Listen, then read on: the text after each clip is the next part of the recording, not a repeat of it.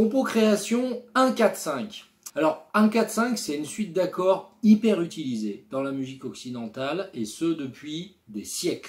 Très présent évidemment dans le blues qui est bien à l'origine des musiques actuelles amplifiées, mais très présente bien avant, des siècles et des siècles avant ça dans la musique dite savante. Là j'ai développé une suite 1-4-5 avec une esthétique funk.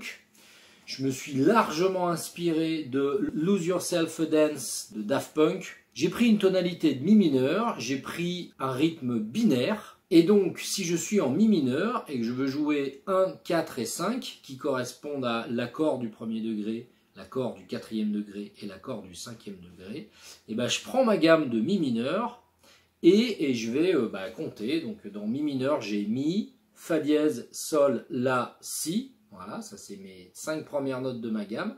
À partir de chacune de ces notes, je vais pouvoir construire un accord. Donc à partir du mi, je vais construire l'accord du premier degré. À partir du fa dièse, l'accord du deuxième degré. À partir du sol, l'accord du troisième degré. À partir du la, l'accord du quatrième degré. Et à partir du si, l'accord du cinquième degré. Nous, on va retenir premier, quatrième et cinquième. Si je suis en mi mineur, je vais avoir un mi mineur, c'est un accord, mi, sol, si. Je vais avoir un la mineur et je vais avoir un si mineur. Donc je vais prendre mes 3 accords sur une esthétique un petit peu funk et je vais essayer de construire quelque chose. Donc un morceau avec une batterie, une basse, là j'ai mis 2 guitares, un clavier et un chanteur avec des choristes. Donc là moi j'ai pris l'option de jouer premier degré mi mineur, cinquième degré si mineur et quatrième degré la mineur.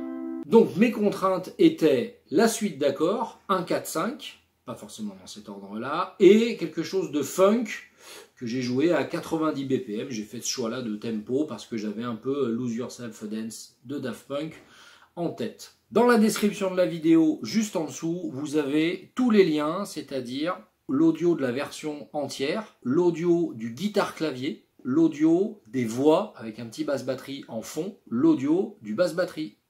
Allez, c'est parti pour l'analyse des différentes partie. Alors sur le basse-batterie, c'est assez simple. Le bassiste suit les toniques des accords avec un petit jeu rythmique qui fait...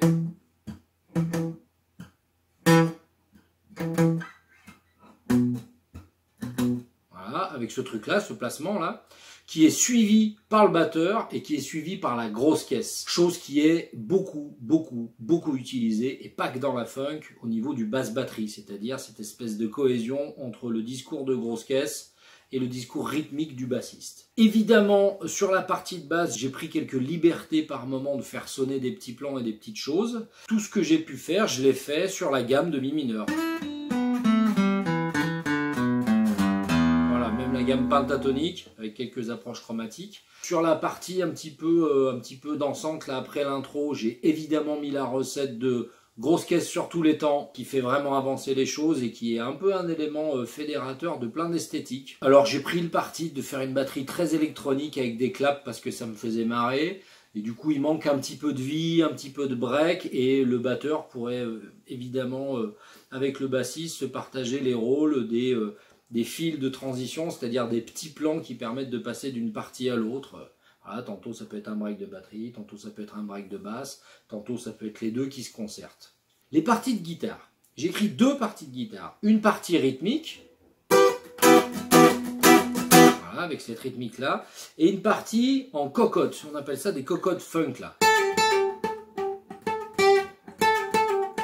Cette cocotte-là, je la fais et je la trouve, je l'élabore sur la pentatonique de mi mineur, la gamme de mi mineur, ma tonalité, et je cherche un petit motif court qui se répète en boucle. Donc on appelle ça une cocotte, un gimmick, enfin ça a différents noms. Alors ensuite, j'ai fait une espèce de B, ou de deuxième partie, un peu plus planante, un peu plus longue. C'était pour sortir de ce côté très rythmique, et puis pour faire quelque chose d'un petit peu antagoniste. Là-dessus, à la guitare, j'ai fait la petite ruse du guitariste parce qu'on est en mi mineur. C'est-à-dire où je laisse bien sonner mes cordes à vide de mi, parce que ça marche très bien. J'ai toujours un mi qui sonne. Voilà. Et l'autre guitare fait une espèce de...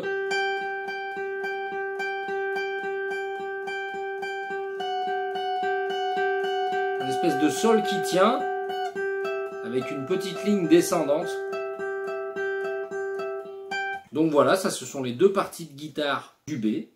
On va passer au clavier. Au clavier, j'ai plutôt pris le parti de plaquer des accords et de faire des choses qui sont longues en opposition au discours rythmique de la guitare qui est quand même très présent et aussi au discours rythmique du basse batterie qui prend aussi une place rythmique. Et si on rajoutait encore des infos rythmiques au clavier, je pense que ça aurait un petit peu surchargé le débat. Donc le propos était plutôt de plaquer des choses. J'ai pris un son de Rhodes, piano électrique, et j'ai rajouté main droite un petit synthé qui me tient un sol, un fa dièse et un mi sur donc le mi mineur, le si mineur et le la. Ce qui fait que le sol sur le mi mineur c'est la tierce, donc il me tient la tierce. Le fa dièse sur le si c'est la quinte. D'accord. Et le mi sur le la, c'est la quinte. Donc, au niveau de la voix, toujours la même méthode. On va se servir des degrés de la gamme. Ça, c'est vraiment important, les chanteurs, que vous imprimiez ce truc-là. Donc, ma gamme, c'est mi mineur. Donc, mi, fa dièse, sol, la, si, do, ré, mi. Mi, c'est mon premier degré. Fa dièse, c'est mon deuxième. Sol, c'est mon troisième. La, c'est mon quatrième. Si, c'est mon cinquième. Do, c'est mon sixième. Ré, c'est mon septième.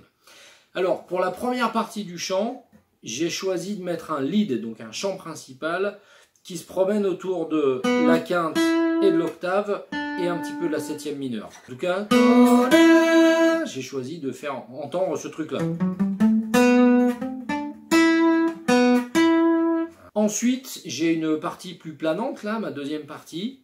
Mon lead sur cette deuxième partie tourne autour du troisième degré, et le chœur tourne lui autour du cinquième degré. Voilà, et ça s'appelle, soit dit entre parenthèses, une harmonisation à la tierce, parce qu'il y a une tierce d'écart entre mon lead et le chœur. Et après, je garde ce truc-là sur la dernière partie, les Little Lone.